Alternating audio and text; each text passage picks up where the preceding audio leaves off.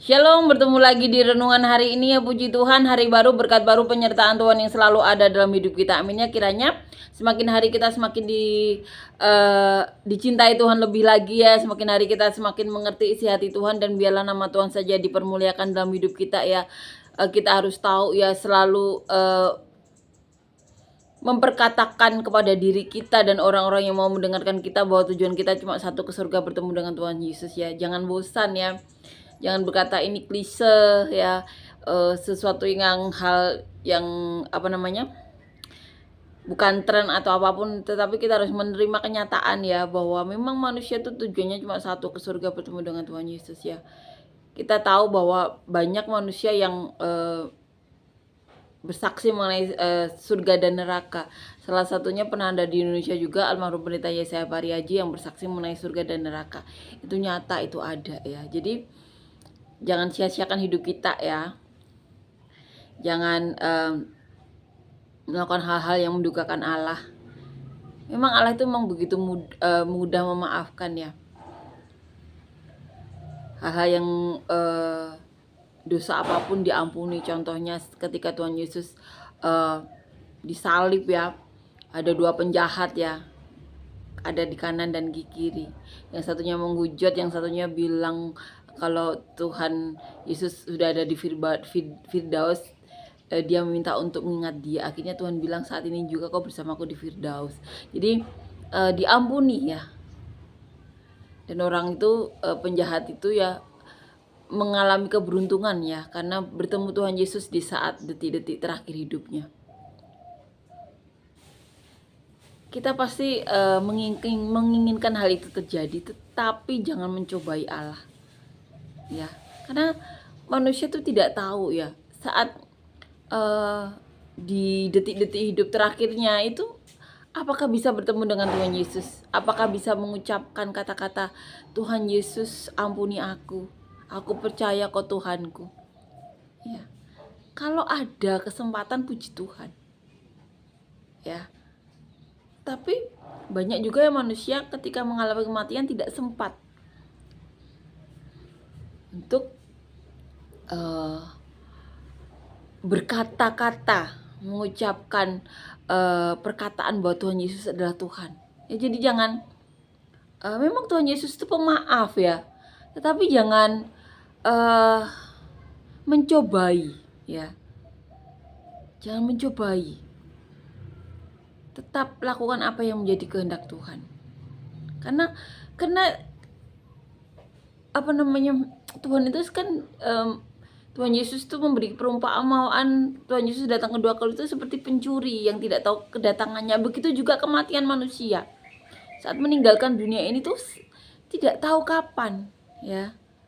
Bisa hari ini, bisa 2 tahun lagi, 50 tahun lagi, bisa juga 100 tahun lagi. Tetapi jangan pernah mencobai ya. Karena memang yaitu surga dan neraka itu benar-benar ada. Dan kita harus menyadarkan diri kita bahwa tujuan kita cuma ke surga, tidak ada yang lainnya ya. Jadi jangan mencobai.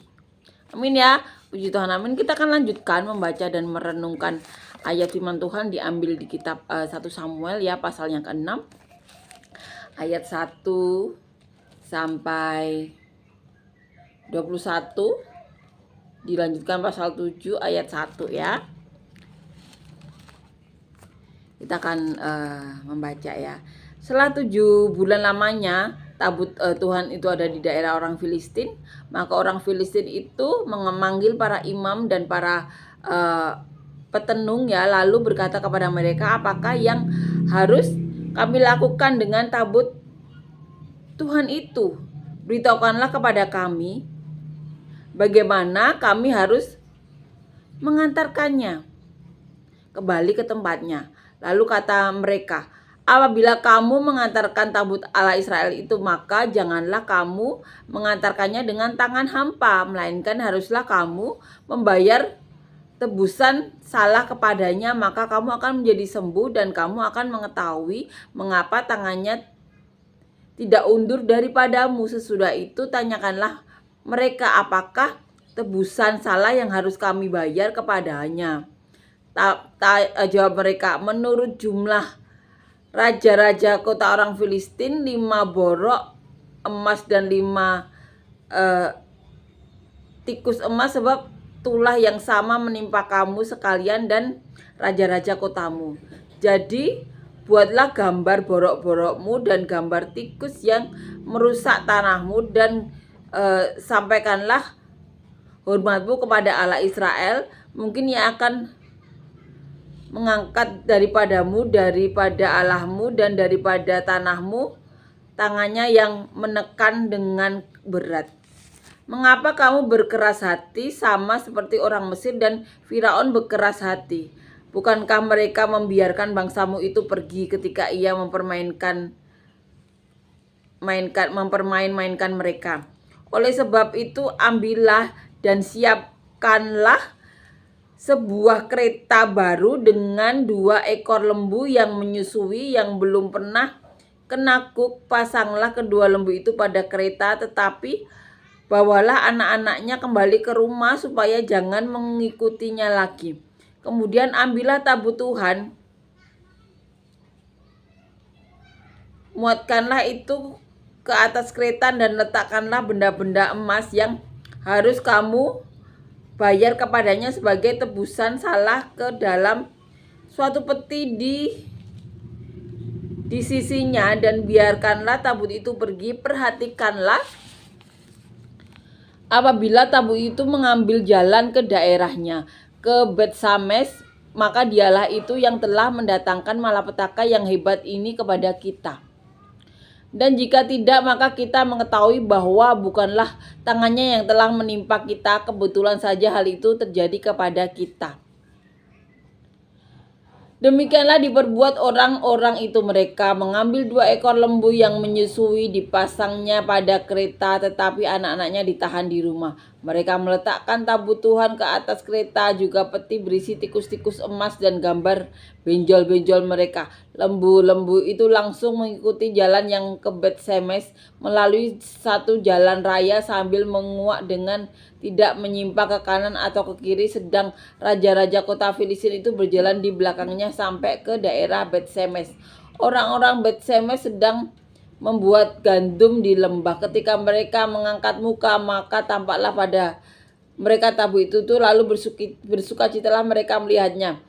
Kereta itu sampai di ladang Yosua orang Bet-Semes itu dan berhenti di sana. Di sana ada batu besar. Mereka membelah kayu kereta itu dan mereka mempersembahkan lembu-lembu sebagai korban bakaran kepada Tuhan. Orang-orang suku Lewi menurunkan tabut Tuhan dengan peti yang ada di sebelahnya, yang di dalamnya ada benda-benda emas itu, lalu menaruhnya di atas batu besar itu. Dan pada hari itu orang-orang Bet-Semes mempersembahkan korban bakaran dan korban sembelihan kepada Tuhan. Ketika kelima raja orang Filistin itu melihat itu, pulanglah mereka ke Ekron pada hari itu juga. Inilah benjol-benjol emas yang dibayar orang Filistin kepada Tuhan sebagai tebusan salah. Dan Asdod 1 dari Gaza 1 dari Askelon 1 dari Gad 1 dari Ekron 1. Lalu tikus-tikus emas menurut jumlah segala kota orang Filistin, kepunyaan kelima raja kota itu, baik kota-kota yang berkubu maupun dusun-dusun sekitarnya, dan batu besar yang di atasnya diletakkan mereka di tabut Tuhan di ladang Yosua orang Bet-Semes itu adalah saksi sampai hari ini. Dan ia membunuh beberapa orang Bet-Semes karena mereka melihat ke dalam tabut Tuhan. Ia membunuh 70 orang dari rakyat itu.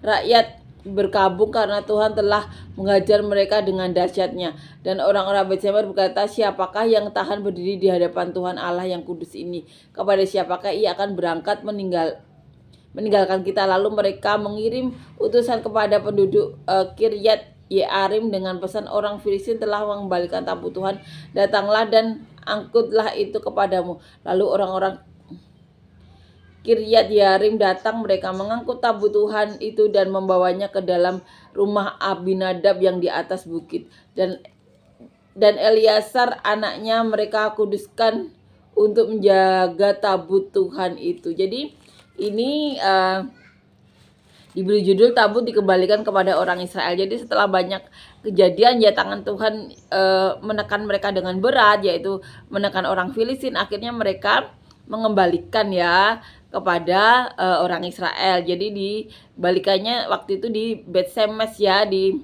ada yang namanya Yosua ya, jadi dikembalikan di situ.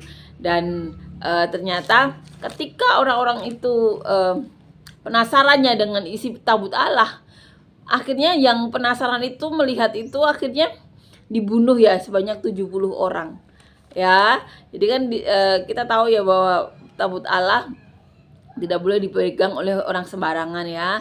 Dan itu saat di Betsemes itu kan mereka jarang melihat tabut Allah ya, dan melihat sampai dalam, melihat ini ya, akhirnya sama Allah ada yang dibunuh ya. Jadi kita akan renungkan ayat demi ayat ya. Dikatakan di ayat pertama, setelah 7 bulan lamanya tabut Tuhan itu ada di daerah orang Filistin, maka orang Filistin itu memanggil para imam dan para petenung lalu berkata kepada mereka. Jadi dikatakan di sini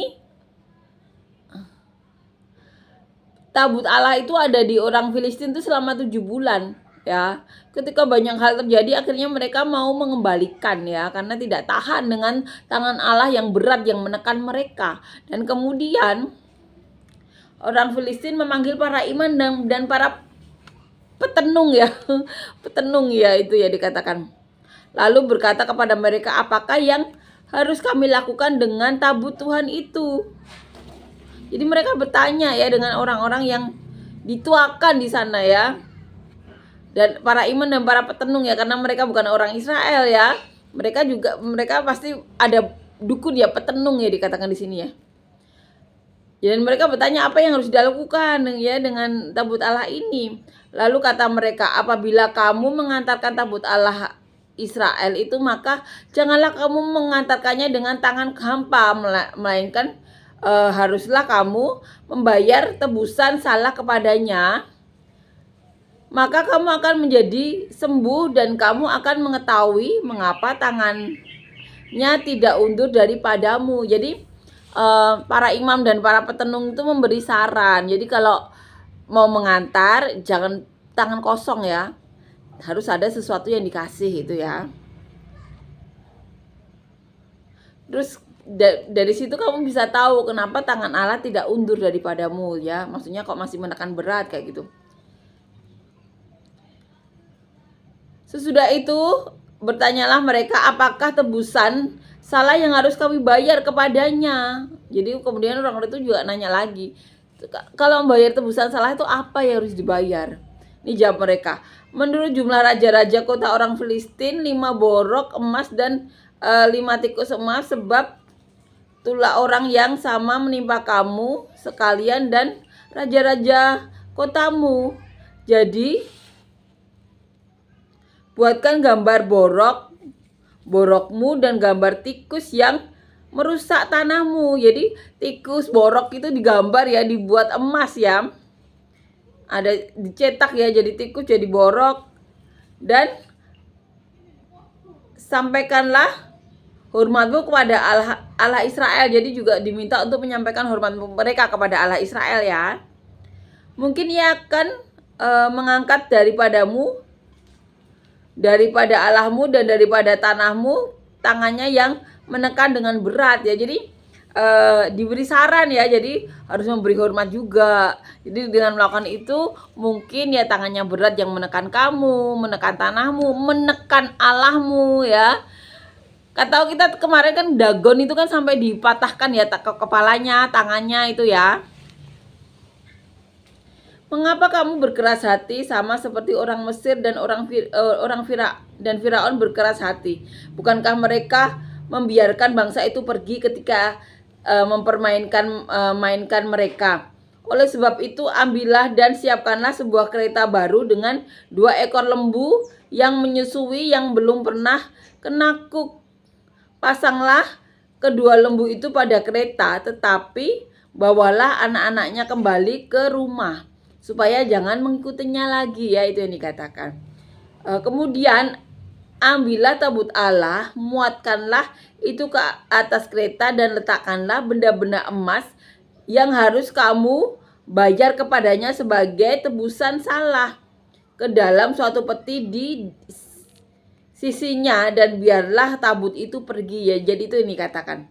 Perhatikanlah apabila tabut itu mengambil jalan ke daerahnya ke Bet-Shemesh, maka dialah itu yang telah mendatangkan malapetaka yang hebat itu kepada kita. Dan jika tidak, maka kita mengetahui bahwa bukanlah tangannya yang telah menimpa kita. Kebetulan saja hal itu terjadi kepada kita. Jadi mereka melakukan itu tuh ya agar apa yang menimpa mereka, yaitu borok-borok, tikus-tikus yang merusak tanah mereka itu pergi ya. Jadi kalau itu ternyata tidak ini ya, tidak hilang, berarti memang segala borok, tikus-tikus yang merusak itu kebetulan saja. Jadi mereka mengatakan itu ya. Jadi mereka juga mau memastikan ini kebetulan kena borok atau kena memang tangan Tuhan yang menekan mereka ya. Tapi kita tahu ya bahwa itu memang tangan Tuhan yang menekan mereka ya. Demikianlah diperbuat orang-orang itu. Mereka mengambil 2 ekor lembu yang menyusui, dipasangnya pada kereta, tetapi anak-anaknya ditahan di rumah ya. Jadi anak-anak mereka tidak boleh ikut ya. Mereka meletakkan tabut Tuhan ke atas kereta, juga peti berisi tikus-tikus emas dan gambar benjol-benjol mereka ya. Lembu-lembu itu langsung mengikuti jalan orang ke Bet-Shemesh melalui satu jalan raya sambil menguak dengan tidak menyimpang ke kanan atau ke kiri, sedang raja-raja kota orang Filistin itu berjalan di belakangnya sampai ke daerah Bet-Shemesh, yaitu yang dilakukan ya. Orang-orang Bet-Shemesh sedang menuai gandum di lembah. Jadi saat kejadian mereka mengembalikan itu ya, saat itu orang-orang Bet-Shemesh itu sedang dikatakan di sini menuai gandum ya di lembah.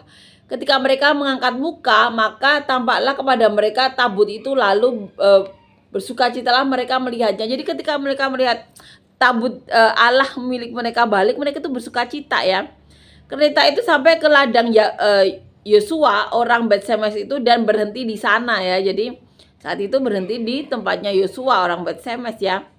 Di sana ada batu besar, mereka membelah kayu kereta itu dan mereka mempersembahkan lembu-lembu sebagai korban bakaran kepada Tuhan, yaitu ada yang lembu-lembu dikasih.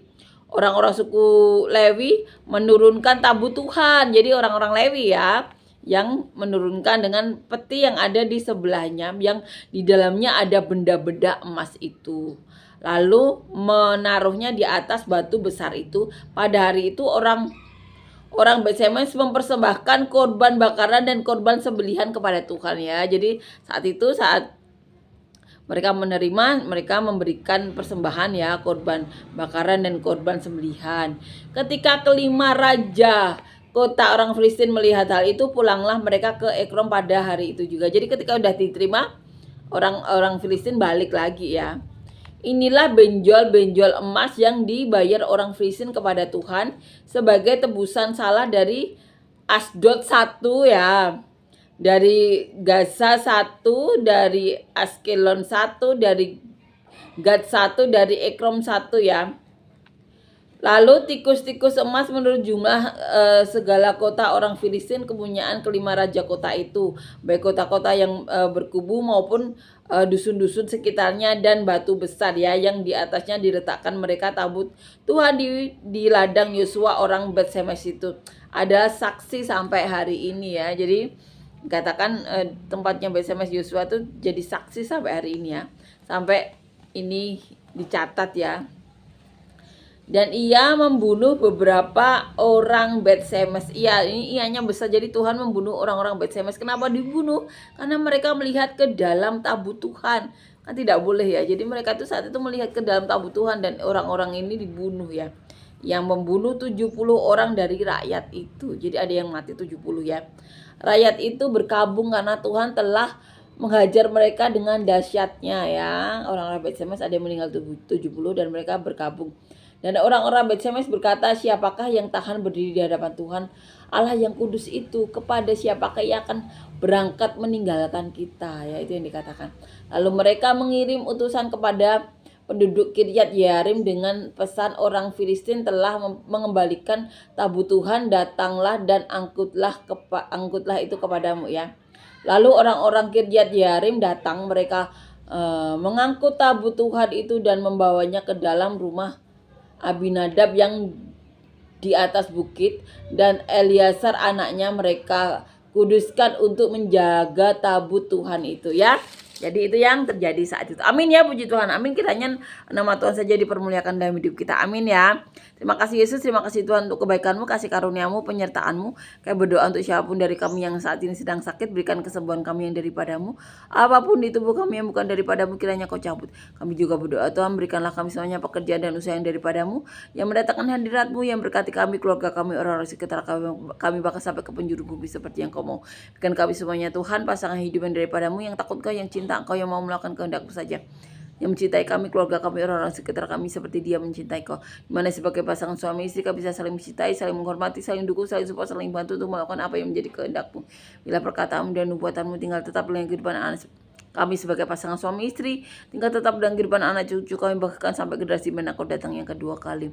Berikan kami Tuhan kekuatan untuk melakukan apa yang menjadi kehendak-Mu saja, dan sebagai pasangan suami istri biarlah kami bisa bekerja sama untuk mempermuliakan-Mu, menyenangkan-Mu, mengembalakan siapapun yang ketutupkan dalam keluarga kami, menjadi selalu berkat-Mu sampai ke sudahnya, sampai ke penghujung bumi seperti yang Kau mau.